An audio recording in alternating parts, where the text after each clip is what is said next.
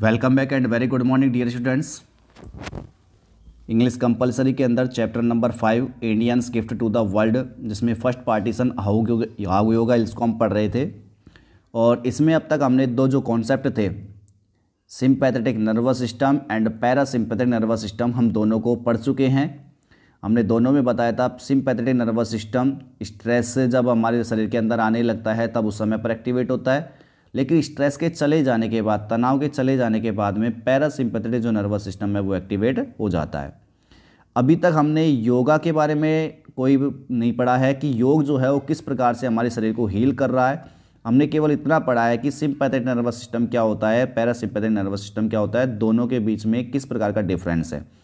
आज की क्लास में हम पढ़ेंगे कि योग किस प्रकार से हमारे शरीर को हील करता है। उससे पहले मैं चर्चा कर लेता हूँ। योग की हमारी 3 स्टेज थी, जिसमें हमारे पास एक तो था योगासन, एक था प्राणायाम और एक था हमारे पास में ध्यान। अब तीनों स्टेज में पहला जो स्टेज था हमने बताया था कि योगासन। योगासन में हमने बताया था कि योग के कई आसन होते हैं, यानी कि योग की कई मुद्राएं होती है। शरीर को ट्विस्टिंग करना, इन्वर्ट करना, यानी कि सिकुड़ना, मरोड़ना, ये जो स्टेज होती है, ये जो पोस्चर्स होते हैं, मुद्राएं होती हैं, इनको हम बोलते हैं योगासन।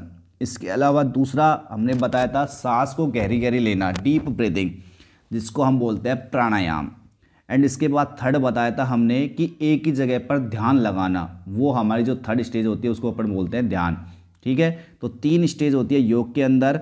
अब यहाँ हम देखते हैं कि योग, हमारी जो योग की 3 स्टेज, अलग अलग जो स्टेज है, इसमें अपने पास में है योगासन, प्राणायाम और जो ध्यान है, ये तीनों योग की जो अवस्थाएं हैं वो किस प्रकार से हमारे शरीर को हील करेंगी। तो हम आगे बढ़ते हैं। Yoga's emphasis on long deep breathing and conscious relaxation activates the parasympathetic nervous system and promotes its rest and renew functions. अब देखते हैं, पहले एक स्टेज का नाम लिया है योग में, सेकंड जो हमारे पास आई थी लॉन्ग डीप ब्रीदिंग, इसका मतलब लंबी गहरी सांस लेना, जो अपनी आती है प्राणायाम में। किसमें आती है वो?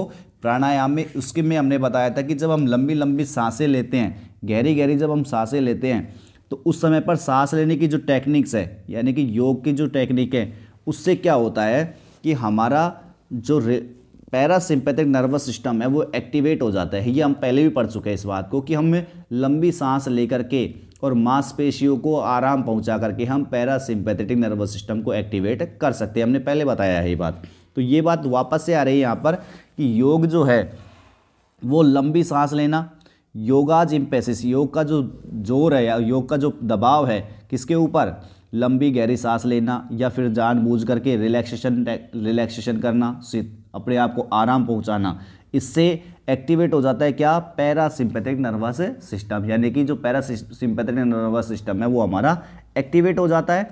और जो promotes its rest and renew function, और जो रेस्ट और रिन्यू फंक्शंस है, रेस्ट का मतलब आराम करना और तरोताज़ा बनने के जो काम है वो भी बढ़ जाता है। तो योग हमारे किस प्रकार से काम, हमारी वहाँ पर जो स्टेज आई है कौन सी? प्राणायाम की, जिसमें सांस लेने की जो हमारी टेक्निक है उसकी वजह से क्या हो रहा है कि जो हमारा पैरासिम्पैथेटिक नर्वस सिस्टम है वो एक्टिवेट हो जाता है। In fact a recent study has shown yoga to decrease the level of the stress hormone cortisol in the blood. और देखो क्या काम करता है यहाँ पर, योग का जो प्राणायाम होता है वो स्टेज क्या काम कर रही है? इनफैक्ट वास्तव में एक हाल ही का जो अध्ययन है, ए रिसेंट स्टडी, एक हाल ही का अध्ययन ये हमें दिखाता है कि योग जो है वो डिक्रीज कर देता है। डिक्रीज का मतलब कम कर देता है किसको? The level of the stress hormone cortisol. Cortisol नामक जो हार्मोन होता है, यानी कि तनाव का हार्मोन है ये, तो कार्टिसोल नामक जो हार्मोन होता है उसके लेवल को ये कम कर देता है। हमने पहले पढ़ चुके हैं कार्टिसोल नामक हार्मोन के बढ़ने की वजह से कितने सारे बॉडी के अंदर जो बीमारियां हैं वो होने लग जाती हैं। तो कार्टिसोल नामक जो हार्मोन है, स्ट्रेस हार्मोन कहेंगे बट इसको, क्योंकि तनाव वाला हार्मोन है ये, तो स्ट्रेस जो हार्मोन है अपने पास कार्टिसोल, उसकी खून में जो मात्रता होती है, खून में जो उसका लेवल होता है उसको ये कम कर देता है। पैरासिम्पैथिक नर्वस सिस्टम कम कर देता है। कब करता है? जब हम डीप ब्रीदिंग करते हैं। The meditative practice of yoga help to reduce the responsiveness of the mind to stressor and to lessen the intensity of the fight and flight response. अब बात कर लेते हैं, देखो एक और स्टेज आ गई योग की, दूसरी स्टेज है मेडिटेटिव प्रैक्टिस ऑफ योगा, यानी कि जो अपन चिंतन करते हैं, चिंतन करने की जो प्रैक्टिस होती है योगा के अंदर, यानी कि जो अपन ध्यान लगाते हैं। थर्ड स्टेप वाली थर्ड स्टेप में अपने बताया ध्यान का, जिसमें अपन मेडिटेशन करते हैं, चिंतन करते हैं। तो जो योगा की जो चिंतन करने वाली जो प्रैक्टिस है, यानी कि ध्यान की जो प्रैक्टिस है, वो मदद करती है किस चीज़ में, to reduce the responsiveness of the mind, दिमाग के अंदर प्रतिक्रिया करने की जो शक्ति है। रेस्पॉन्सिवनेस का मतलब क्या हो गया, किसी भी चीज़ को जवाब देने की जो शक्ति है उसको कम कर देती है। टू स्ट्रेसर, स्ट्रेसर का मतलब तनाव देने वाला कारक, यानी कि हमारे दिमाग के अंदर कोई भी तनाव आ जाता है, किसी बात की वजह से हमारे दिमाग के अंदर तनाव आ रहा है, तो तनाव देने वाला जो कारक है उसको अपन कहते हैं स्ट्रेसर। यानी कि जो स्ट्रेसर जो है उसके प्रति हमारे दिमाग के अंदर जो काम करने की जो शक्ति, दिमाग के अंदर जवाब देने की शक्ति है, उसको कम कर देता है। यानी कि ये कहेंगे कि एक तरीके से तनाव, हमारे दिमाग जो है वो जवाब देना जो है उसको कम कर देगा तनाव के लिए। और क्या होगा, टू लेसन, ये कम कर देता है किसको, the intensity of the fight और फ्लाइट रेस्पॉन्स, यानी कि फाइट और फ्लाइट जो प्रतिक्रिया थी, फाइट और फ्लाइट जो रेस्पॉन्स थी, इसकी तीव्रता को, इंटेंसिटी का मतलब क्या होता है, तीव्रता, इसकी तीव्रता को ये कम कर देता है। तो देखो दो बात हो गई हमारे पास में, कौन कौन सी दो बात हो गई, योग की हमारे पास जो 3 स्टेज थी उसमें से 2 स्टेजों के बारे में अपन ने पढ़ लिया है। 2 स्टेज कौन कौन सी, एक तो डीप ब्रीदिंग जिसे अपन प्राणायाम बोलते हैं, इससे क्या होता है कि पैरासिम्पैथिक नर्वस सिस्टम एक्टिवेट हो जाता है, और ये जो हमारे कार्टिसोल नामक जो हार्मोन है उसमें खून की जब मात्रा जब बढ़ जाती है, उसकी खून की मात्रा को ये कम कर देता है, उसके लेवल को ये कम कर देता है। ठीक है, उसके बाद में मेडिटेटिव प्रैक्टिस ऑफ योगा, यानी कि जो ध्यान लगाने की जो प्रैक्टिस है योग के अंदर, उससे क्या होता है कि हमारे दिमाग के अंदर तनाव उत्पन्न करने वाले जो कारक है उसकी जवाबदेही को ये कम कर देता है। दिमाग की जवाबदेही कम हो जाती है, दिमाग जो है वो उस तनाव बढ़ाने वाले कारक को जवाब देना कम कर देता है। जवाबदेही वो मानता ही नहीं है कि मेरा इससे कोई लेना देना है ही नहीं है, इसको कम कर देता है। और साथ ही साथ फाइट और फ्लाइट जो रेस्पॉन्स है उसकी तीव्रता को भी ये कम कर देता है। Yoga also teaches us to see potential stressor as challenge rather than threats, enabling one to avoid the stress response entirely। और देखो योगा की क्या बात हो गई, योग जो है वो हमें ये भी सिखाता है, योगा also teaches us, योग जो है ये भी सिखाता है टू सी पोटेंशियल स्ट्रेसर। सी का मतलब देखना, पोटेंशियल का मतलब हो गया संभावित, पोटेंशियल का मतलब क्या हो गया, संभावित, और स्ट्रेसर का मतलब आपको सबको पता है, स्ट्रेसर का मतलब तनाव देने वाला कारक। तनाव देने वाला कारक का मतलब ये होगा जिस बात से हमको तनाव हो रहा है, जिस बात से हमको स्ट्रेस आ रहा है, तो वो स्ट्रेसर कहलाता है। तो योग हमें सिखाता है कि जो भी हमारे सामने संभावित स्ट्रेसर है, पोटेंशियल जो स्ट्रेसर है, यानी कि तनाव देने वाले जो भी संभावित कारक है, उनको हम देखें एज चैलेंज, किसके तौर पर, चुनौती के तौर पर, कि हम उन तनाव देने वाले कारकों को केवल और केवल चैलेंज के तौर पर देखें, चुनौती के तौर पर देखें, ना कि थ्रेट्स। थ्रेट्स का मतलब क्या हो गया, धमकी, या कह सकते हैं खतरा। तो यानी कि हम जो हमारे सामने कोई भी अगर स्ट्रेस आता है, संभावित स्ट्रेस या कोई भी स्ट्रेस हमारे सामने अगर आता है, तो उस स्ट्रेस को हम केवल और केवल चुनौती के तौर पर लेवें, ना कि खतरे के तौर पर, थ्रेट के तौर पर कोई भी उसको नहीं लेवें। चुनौती के तौर पर लेंगे तो हम उससे लड़ेंगे, लेकिन अगर हमने उसको थ्रेट के तौर पर ले लिया, एक तरीके से खतरे के तौर पर ले लिया, तो इसका मतलब हम उससे भाग भी सकते हैं। तो यानी कि यहाँ पर ये कहा है कि योग हमें ये भी सिखाता है कि हमें हमारे सामने आने वाले जो स्ट्रेसर है उसको चुनौती के तौर पर लेवे, रादर देन थ्रेट्स, यानी कि खतरे के बजाय। योग और क्या काम करता है, योग enabling one two avoid the stress response entirely. योग जो है एक व्यक्ति को सक्षम भी बनाता है, एनेबल का मतलब होता है सक्षम बनाता है, किस बात के लिए, कि वो स्ट्रेस जो रेस्पॉन्स होता है, यानी कि तनाव को जवाब देने, तनाव जो होता है उसको प्रतिक्रिया करने की से बचता भी है, कि कोई बात नहीं है, तनाव जो आ रहा है, जो हमारे अंदर आ रहा है, इसको तो ज़रूरी नहीं है कि हम इसको जवाब भी दें, तो जवाब देने के लिए हमको ये बचा भी लेता है, एंटायरली का मतलब पूर्ण रूप से। तो जो योग होता है वो तनाव की जवाबदेही से भी बचा लेता है। तो यहाँ पर हमारे पास में 2 प्रैक्टिस थी योगा की, उनके बारे में डिस्कस किया गया। Not only does yoga's ability to activate the parasympathetic nervous system reduce stress and allow the body to heal itself, but the practice of yoga it also improves the body inherent healing abilities। और देखो कि योग की जो क्षमता है, not only does yoga ability to activate the parasympathetic nervous system reduce stress, कि योग जो है वो ना केवल पैरासिम्पैथिक नर्वस सिस्टम को एक्टिवेट करता है और रेड्यूस स्ट्रेस, ना केवल तनाव को कम करता है, allow the body heal itself, ना केवल हमारे शरीर को खुद ही ठीक होने के लिए अलाउ करता है, बल्कि द प्रैक्टिस ऑफ योगा, योग की प्रैक्टिस करने से आल्सो इम्प्रूव, बढ़ जाती है क्या, हमारे शरीर की जन्मजात स्वस्थ होने की जो योग्यताएं हैं वो भी बढ़ जाती है। तो देखो योग जो है ना केवल पैरासिम्पैथिक नर्वस सिस्टम को एक्टिवेट करता है, स्ट्रेस को कम करता है, हमारे शरीर को खुद ही ठीक होने के लिए अलाउ कर देता है, बल्कि योग की जब अगर हम प्रैक्टिस करते हैं तो ध्यान रखो कि यह हमारे शरीर के अंदर जो जन्मजात स्वस्थ होने की जो योग्यताएं हैं, अपने आप जो ठीक होने की जो एबिलिटीज़ है, उनको भी ये बढ़ा देता है। The inverting, twisting and compressing that occur in yoga postures enhance the circulation of blood and body fluid. अब देखो यहाँ पर हमारे पास में फर्स्ट जो स्टेज थी योगा की, जिसे अपन कहते हैं योगासन, उसके बारे में बताया जा रहा है the inverting, twisting and compressing that occur in yoga posture. Yoga posture का मतलब हो गया योग की मुद्राएं। योग की मुद्राएं में 3 मुद्राओं के बारे में बात किया जा रहा है। इन्वर्टिंग है एक, तो इन्वर्टिंग का मतलब होता है मरोड़ना, ट्विस्टिंग इसका मतलब हो गया इन्वर्टिंग का मतलब तो हो गया सिकोड़ना, ट्विस्टिंग का मतलब मरोड़ना, एंड कंप्रेसिंग का मतलब हो गया दबाना। तो इन्वर्टिंग एक तो कौन सी हो गई, हमारे शरीर को सिकोड़ना।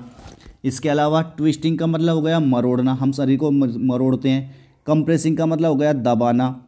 तो 3 जो अवस्था, 3 जो हमारे पास बॉडी पोस्चर्स हैं, शरीर की जो मुद्राएं हैं, ये किस में होती है, तीनों योगासन में करते हैं। योगासन में हम ये बात, हम अपने शरीर को सिकोड़ते भी हैं, मरोड़ते भी हैं, दबाते भी हैं।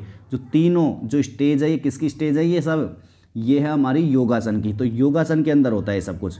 That occur in yoga posture, जो योगा पोस्चर्स में होता है, यानी कि योगासन में होता है। और इससे क्या होगा, आप देखो इनहैंस, बढ़ जाता है द सर्कुलेशन ऑफ ब्लड, यानी कि सर्कुलेशन बढ़ जाता है किसका, ब्लड का जो सर्कुलेशन होता है, ब्लड का जो संचार होता है वो बढ़ जाता है। एंड बॉडी फ्लूइड, और साथ ही साथ शरीर की जो द्रव्य है, देखो खून का भी बढ़ जाएगा, और बॉडी के अंदर जो भी फ्लड्स है, फ्लड का मतलब जो भी तरल पदार्थ होते हैं, जो भी द्रव पदार्थ होते हैं, जब जरूरी थोड़ी है खून ही रहेगा, पानी भी होता है, और भी चीज़ें होती है, तो वो जो तरल पदार्थ है उनका संचरण बढ़ जाता है। अब देखो हम तीसरी स्टेज से हमारा क्या फ़ायदा हो रहा है कि हमारा जो तीसरा स्टेज है योगासन, इससे हमारे शरीर के अंदर जो खून है या फिर बॉडी के अंदर जो तरल पदार्थ है उनका सर्कुलेशन बढ़ जाता है, उनका संचरण बढ़ जाता है। This increase in circulation not only improves the body's ability to deliver the material needed to allow healing to take place, but also activates the lymphatic system to maintain normal functioning of the immune system and inflammation response. अब देखो यहाँ पर कि योगासन से हमारे पास और कौन कौन से फ़ायदे हो रहे हैं। योगासन से एक फ़ायदा तो ये हो गया कि हमारे खून के अंदर हमारे खून और जो तरल पदार्थ है उसका सर्कुलेशन बढ़ जाता है हमारी बॉडी के अंदर। उसके बाद में this increase in circulation not only improves, यानी कि हमारा जो संचार, हमारा जो खून का जो संचरण हुआ यहाँ पर, सर्कुलेशन जो हुआ, उसमें बढ़ोतरी से ना केवल हमारे शरीर के अंदर वो जो एबिलिटीज़ है, कौन सी abilities, to deliver the material needed to allow healing to take place, यानी कि उन मटेरियल को पहुँचाना, कौन से मटेरियल को पहुँचाना, जो हमारे शरीर को स्वस्थ होने में काम आते हैं। यानी कि हमारे शरीर को स्वस्थ होने के लिए कौन कौन से मटेरियल की ज़रूरत है, उन मटेरियल को पहुंचाने का काम ये करता है। बट आल्सो एक्टिवेटेड्स, इसके अलावा और क्या काम करता है, ये एक्टिवेट कर देता है किसको, लिम्फेटिक सिस्टम को। लिम्फेटिक सिस्टम का मतलब है लसीका तंत्र। अब ये लसीका तंत्र कौन सा है, इम्यून सिस्टम का वो पार्ट, लसीका तंत्र, लिम्फेटिक सिस्टम का मतलब हो गया लसीका तंत्र। लसीका तंत्र का मतलब है इम्यून सिस्टम का वो पार्ट जो हमें रोगों से लड़ने की शक्ति देता है। रोग जो लड़ने की शक्ति देता है वो कौन सा है, लिम्फेटिक सिस्टम, यानी कि लसीका तंत्र। तो देखो अगर हमारे खून में हमारा खून का संचरण ठीक से होगा तो इससे क्या होगा कि हमारे शरीर के अंदर ऐसे जो मटेरियल्स है, ऐसी जो चीज़ें हैं जिनको अपन को आगे स्वस्थ होने के लिए आवश्यकता पड़ेगी, तो उन चीज़ों को खून हमारे शरीर के अंदर पहुंचा देगा। इसके अलावा क्या होगा कि जो लिम्फेटिक सिस्टम है वो एक्टिवेट हो जाएगा। और लिम्फेटिक सिस्टम क्या काम आता है, ये हमारे शरीर के अंदर जो रोग प्रतिरोधक क्षमता है उसको बनाए रखता है। तो लिम्फेटिक सिस्टम को एक्टिवेट कर देता है टू मेंटेन नॉर्मल फंक्शन, किसके लिए, हमारे शरीर के लिए जो नॉर्मल फंक्शन है, जो सामान्य जो कार्यकलाप है उसको बनाए रखने के लिए ऑफ द इम्यून सिस्टम, यानी कि इम्यून सिस्टम के। इम्यून सिस्टम का लोग है और रोग प्रतिरोधक तंत्र। तो रोग प्रतिरोधक तंत्र के जो मुख्य जो काम है उनको बनाए रखने के लिए ये लिम्फेटिक सिस्टम को एक्टिवेट कर देता है। और क्या करता है, इन्फ्लेमेशन रेस्पॉन्स को भी एक्टिवेट कर देता है। इन्फ्लेमेशन मतलब क्या हो गया, हमारे शरीर के अंदर किसी भी काम को, कोई भी चीज़ अगर बीमारी हो जाती है उसके बाद में जैसे घाव लग जाता है तो घाव के बाद क्या आने लग जाती है, सूजन। तो इन्फ्लेमेशन का मतलब हो गया सूजन। तो सूजन की जो प्रतिक्रिया है, रोग के स्थान पर जो सूजन की जो प्रतिक्रिया होती है उसको भी ठीक करने के लिए लिम्फेटिक सिस्टम को एक्टिवेट कर देता है। Yoga postures can also improve muscles strength. अब योग की जो मुद्राएं होती है, अपन अलग अलग तरीके से अपने शरीर को तोड़ते मरोड़ते हैं, तो योग की जो मुद्राएं हैं आल्सो इम्प्रूव, जो बढ़ा देती है किसको, मसल्स स्ट्रेंथ, हमारे मांसपेशियों की शक्ति को बढ़ा देती है। फ्लेक्सिबिलिटी, हमारे शरीर के अंदर मांसपेशी जो होती है उनमें लचीलापन ला देती है, क्योंकि देखो आप जब अपने शरीर को मरोड़ोगे, एक तरह से घुमाओगे तो लचीलापन तो आएगा, अपने शरीर किधर भी मोड़ सकते हैं फिर अपन, तो लचीलापन इसमें ला देते हैं। रेंज ऑफ मोशन, और इसके अलावा क्या कर देती है, रेंज ऑफ मोशन, इसका मतलब हो गया कि सीमा का विस्तार कर देती है। ऑल वेरी इंपॉर्टेंट, और ये सभी जो चीज़ें हैं वो बड़ी महत्वपूर्ण होती है फॉर द हीलिंग, किसके लिए, स्वास्थ्य के लिए, and prevention of the musculoskeletal disease, और मांसपेशियों से संबंधित जो बीमारी होती है उनके रोकथाम के लिए। प्रिवेंशन का मतलब क्या हो गया, रोकथाम, यानी कि मांसपेशियों से संबंधित जो भी बीमारियां होती हैं हमारे पास में, मस्कुलेटल का मतलब हो गया मांसपेशियों से संबंधित, डिजीज का मतलब बीमारियां, तो मांसपेशियों से संबंधित जो भी बीमारियां होती हैं उनके रोकथाम के लिए और शरीर के लिए, शरीर को स्वस्थ बनाने के लिए ये सभी चीज़ें जो है बहुत ज़्यादा ज़रूरी हो जाती है। कौन कौन सी, कि हमारे शरीर के अंदर जो मसल स्ट्रेंथ होनी चाहिए, हमारी मांसपेशियाँ बिल्कुल स्ट्रांग होनी चाहिए, हमारी मांसपेशियों में लचीलापन आनी चाहिए, इसके साथ साथ इनका विस्तार भी होना चाहिए। सच है जैसे कि आर्थराइटिस एंड ओस्टोपोरोसिस। आर्थराइटिस का मतलब हो गया जोड़ों का दर्द कह सकते हैं, इसको गठिया रोग कह सकते हैं। आर्थराइटिस का मतलब क्या हो गया, जोड़ों का दर्द मान लो। इसके अलावा ओस्टियोपोरोसिस का मतलब होता है एक ऐसा रोग जिसके अंदर हड्डियां जो होती है कमज़ोर होकर के टूटने लग जाती है, जिसको अपन कह सकते हैं अस्थिभंग का रोग। क्या कहेंगे इसको, अस्थिभंग का रोग। तो यानी गठिया रोग और अस्थिभंग जो ऐसे रोग है वो भी यहाँ पर होने लग जाते हैं। तो यह कह सकते हैं कि यहाँ पर योग की जो मुद्राएं हैं वो किस प्रकार से हमें फ़ायदा दे रही हैं। तो देखो 3 तरीके की अवस्थाएं हमने पढ़ चुके हैं, योगासन के बारे में अपन ने बता दिया, प्राणायाम के बारे में बता दिया और ध्यान के बारे में अपन बता चुके हैं। तो योग की यहाँ पर जो फर्स्ट स्टेज थी योगासन, उसके बारे में बताया कि शरीर को सिकोड़ना, मरोड़ना, उसको दबाना, इससे क्या होता है कि हमारे शरीर के अंदर ब्लड और जो बॉडी के फ्लड होते हैं, बॉडी के जो तरल पदार्थ हैं उनका सर्कुलेशन बढ़ जाता है, उनका संचरण बढ़ जाता है। और जब बॉडी के अंदर खून का या अन्य तरल पदार्थों का सर्कुलेशन जब बढ़ जाता है तो इसकी वजह से हमारे शरीर को किस चीज़ की आवश्यकता होती है, उन मटेरियल का पहुंचना स्टार्ट हो जाता है। इसके अलावा ये हमारे लिम्फेटिक सिस्टम को एक्टिवेट कर देता है, जिससे हमारा इम्यून सिस्टम के अंदर जो होने वाले कार्य है वो बने रहते हैं और सूजन संबंधी जो प्रतिक्रिया होती है वो भी ठीक होने लग जाती है। योग के जो पोस्चर्स होते हैं, योग की जो मुद्राएं होती है वो हमारे मसल्स स्ट्रेंथ को बढ़ा देती है, मांसपेशियों की शक्ति को बढ़ा देती है, उसमें लचीलापन ला देती है, उसकी सीमा का विस्तार कर देती है, जो बहुत ही ज़्यादा इंपॉर्टेंट होते हैं किसी भी मांसपेशियों की बीमारियां, जैसे कि अपने आर्थराइटिस है, ओस्टियोपोरोसिस है, उनकी जैसी रोकथाम के लिए बहुत ही ज़्यादा इंपॉर्टेंट हो जाती है। उसके बाद आगे बढ़ते हैं हम, yoga's emphasis on deep breathing combined with back bent improves lung capacity and function. अब योग जो होता है वो देखो डीप ब्रीथिंग के ऊपर ध्यान देता है। डीप ब्रीथिंग का मतलब एक वो कहते हैं प्राणायाम।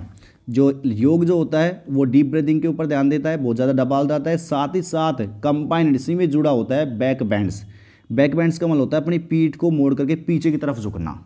आपने बाबा रामदेव को देखा होगा, पीछे की तरफ झुक जाता है बिल्कुल, उसकी कमर जो होती है इतनी फ्लेक्सिबल होती है कि अपने आप पीछे की तरफ झुक जाएगा वो।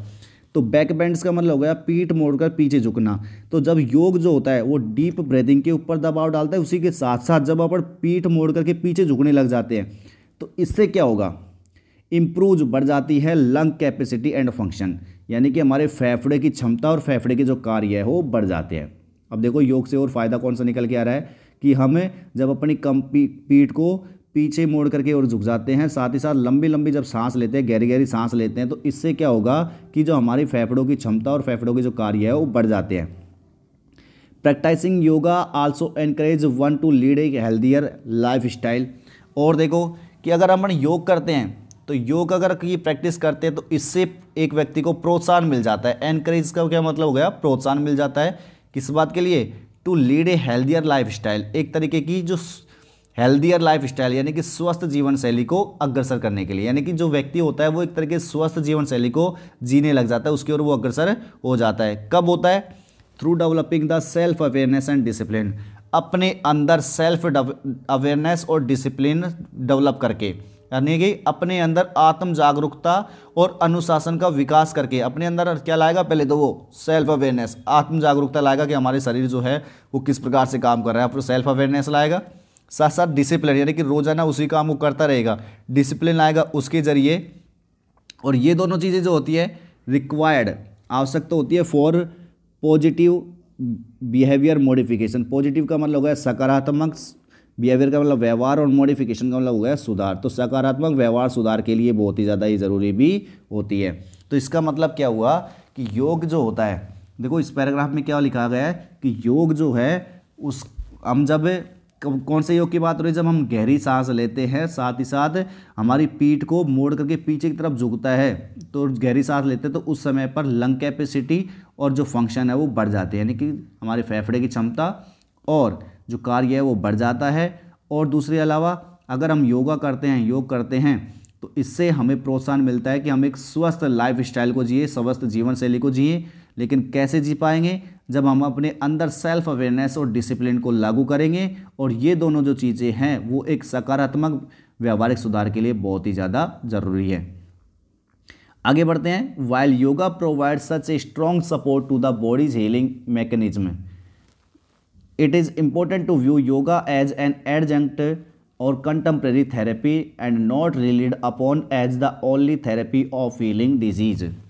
जब हम योगा करते हैं तो योगा जो है, हम ये मानते हैं कि योग जो है हमें एक स्ट्रॉन्ग सपोर्ट देता है। स्ट्रॉन्ग सपोर्ट का मतलब कह सकते हैं एक तरीके से मजबूत सहारा देता है, एक बहुत ज़्यादा प्रबल सपोर्ट करता है हमको। किसके लिए? To the body healing mechanism, कि हमारा जो शरीर है उसके स्वस्थ होने की जो व्यवस्था है। मैकेनिज्म का मतलब क्या हो गया? व्यवस्था। किसी भी काम को करने की जो व्यवस्था होती है वो क्या कहलाती है? मैकेनिज्म। यानी कि हम मानते हैं इस बात को कि जो योग है वो हमारे शरीर के अंदर स्वस्थ होने की जो व्यवस्था है उसके लिए बहुत ही ज़्यादा हमको क्या देता है? सपोर्ट करता है। क्योंकि हम देखते हैं कि योग के द्वारा बहुत सारी जो बीमारियां उनका इलाज किया जा रहा है।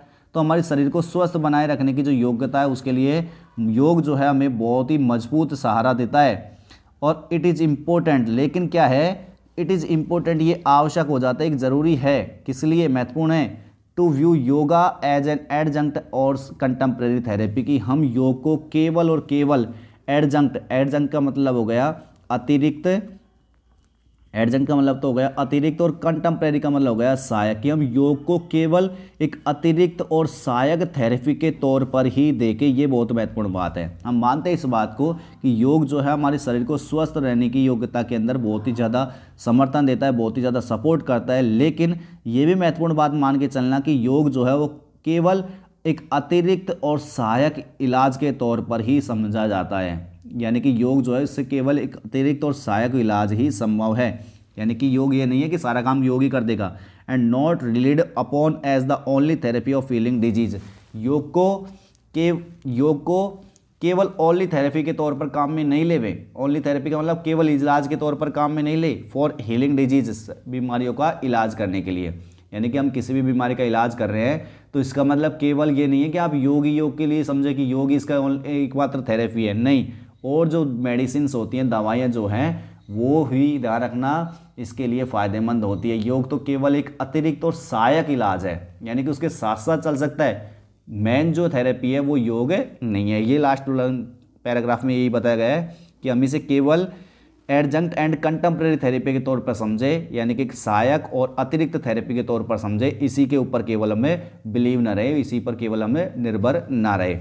और ये हमारा जो चैप्टर था टिमोथी बर्गिन का, ये यहाँ समाप्त होता है। इसके जो क्वेश्चन आंसर्स है वो हमें नेक्स्ट क्लास में डिस्कस करेंगे।